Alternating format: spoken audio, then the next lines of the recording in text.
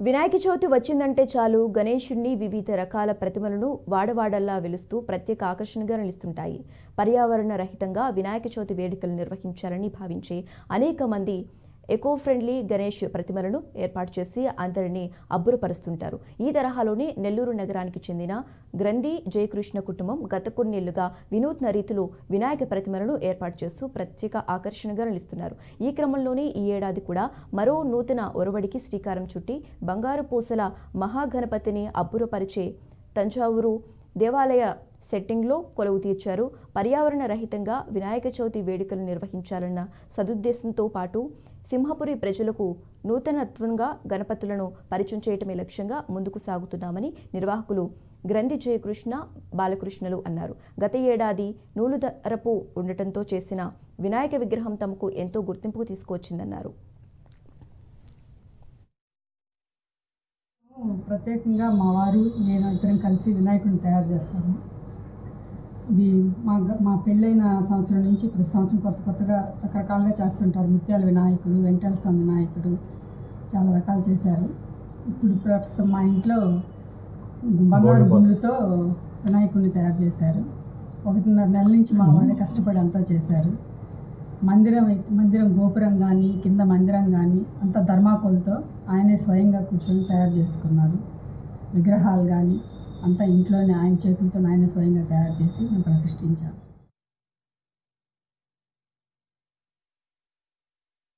ఇదొక విధంగా కొత్త రకాలుగా వినాయకుడిని తయారు చేస్తుంటాము.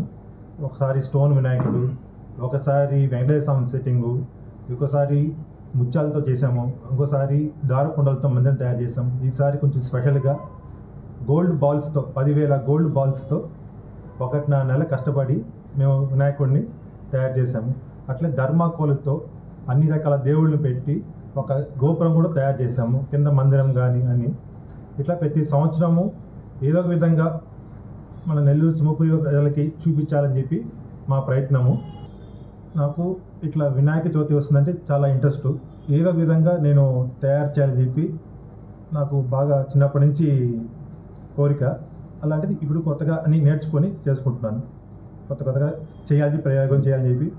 వినాయక చవితి వస్తుందంటే ఒక వారం రోజులు షాపు కూడా పోను, ఇంట్లోనే కూర్చొని ఏదో ఒకటి చేసి చూపియాల మన నెల్లూరు.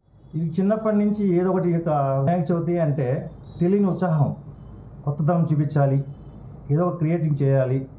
నెల్లూరు సింహపురి ప్రజలకి ఒక కొత్తదనం ఇది అనే విధంగా ఏదో ఒక ప్రయత్నం చేస్తూనే ఉంటాడు. ఆ ప్రయత్నం తగ్గ భగవంతుడు అతనికి శక్తి ఇస్తున్నాడు. అలాగనే గత 25 సంవత్సరాలుగా పాత ఇంట్లో ఉన్నప్పటి నుంచి కానీ ఆఫ్టర్ మ్యారేజ్ నుంచి కానీ ఏదో ఒకటి కొత్తదనం తీసుకుని వస్తూనే ఉన్నాడు. ఒక సంవత్సరం 10,000 దారపుండలతో అద్భుతంగా చేసిన కార్యక్రమం మీకు తెలిసిందే. అలాగే దాని ముందు సంవత్సరం ఏడుకొండల వారి బ్రహ్మాండమైన వినాయకుడిని తయారు చేసి, అలాగనే దాని ముందు ముత్యాలతో, దాని ముందు వజ్రం డైమండ్స్తో అలా కొత్తగా చేస్తూ ఈ సంవత్సరం అన్నిటికి మించి ఇంకా బాగుండాలి అనే ఉద్దేశంతో 10,000 గుండ్లతో, బంగారు గుండ్లతో ఈరోజు వినాయకుడిని అద్భుతంగా తీర్చిదిద్ది, అలాగనే ధర్మాపూలతో తీసుకొచ్చిన దాన్ని ఒక్కొక్క పార్ట్కి ఎలా ఒక కలర్స్ వేసి చేసి 1.5 నెల రోజులు కష్టపడి, ఒక వారం రోజులు షాపు కూడా పోకుండా కష్టపడి చేసి, ఇలా చూస్తే ఒకసారి చూడండి, ఈ బొమ్మలు చూడండి ఒకసారి ఎంత చక్కగా అలంకరించాడో.